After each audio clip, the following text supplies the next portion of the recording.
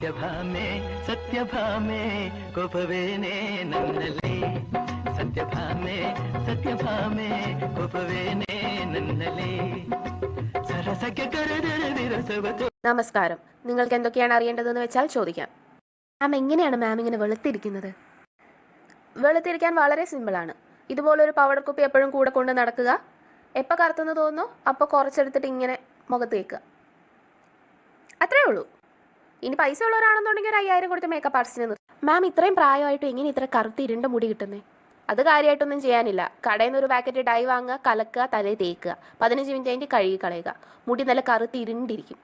തലയിൽ മാത്രം നമ്മൾ ഒരിക്കലും വെളുപ്പിനെ അനുവദിക്കരുത്. മാം, വെളുത്തിരിക്കാൻ എന്തൊക്കെ ഭക്ഷണങ്ങളാണ് കഴിക്കണ്ടേ?